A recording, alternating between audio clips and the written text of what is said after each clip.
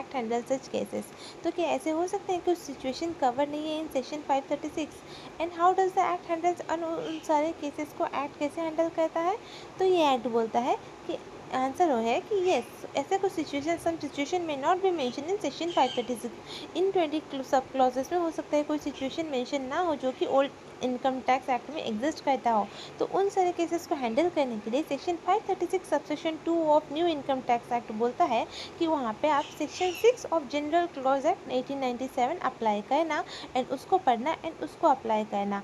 वो ये this law protects right and duty, ताकि आपका राइट एंड ड्यूटी प्रोटेक्टेड रहे जो भी आपका एग्जिस्टिंग इनकम टैक्स एक्ट के अंडर में था। मतलब एग्जिस्टिंग मतलब जब जिस जो भी आपके पुराने इनकम टैक्स एक्ट में था वो उसका राइट एंड ड्यूटी कैसे प्रोटेक्टेड रहे, वो इसके लिए आपको section 6 and section 6 of general clauses act 1997 को फॉलो करना पड़ेगा। नंबर 4 क्वेश्चन है, if someone had a right और बेनिफिट, कोई राइट था या फिर बेनिफिट था under the old act, does that right disappear? क्या वो राइट डिसअपियर हो जाएगा, ख़त्म हो जाएगा when the new act come into force? क्योंकि एक्ट ही गायब हो जा रहा है, एक्ट ही रिप्लेस हो जा रहा है। तो आंसर है नो। कोई भी राइट, एनी राइट, बेनिफिट और ऑब्लिगेशन और लाइबिलिटी, कोई राइट हो, बेनिफिट हो, लाइबिलिटी हो, ऑब्लिगेशन हो आप पे जो कि अंडर ओल्ड लॉ था, will continue even after the new law starts. New law के स्टार्ट होने के बाद भी आपका वो कंटिन्यू रहेगा।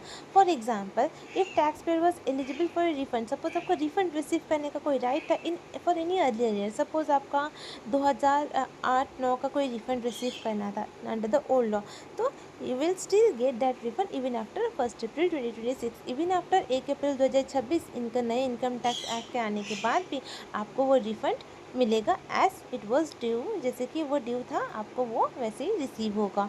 ठीक है, तो आपका राइट, ऑब्लिगेशन, बेनिफिट कुछ भी मिलना था ओल्ड एक्ट में वो ऐसे ही बरकरार रहेगा।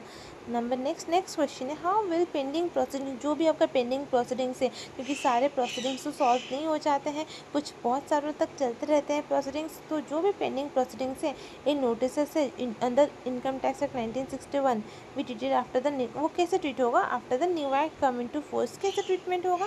तो सेक्शन 536 सबसेक्शन 2 क्लॉज सी बताता है, अब द न्यू एक्ट बताता है that all proceedings pending on 1 अप्रैल 2026 और स्टार्टेड ऑन और आफ्टर दिस डेट, जो कि पुराने असेसमेंट ईयर से रिलेटेड है, भले ही वो 1 अप्रैल 2026 में चल रहा हो या फिर स्टार्ट हो 1 अप्रैल 2026 को स्टार्ट हो या फिर उसके बाद स्टार्ट हो या फिर उसके बाद कोई भी डेट में स्टार्ट हो, जो कि ओल्ड इनकम टैक्स एक्ट 1961 के रिटर्न फाइलिंग के रिलेटेड था, तो will continue and be completed under the old income tax act 1961।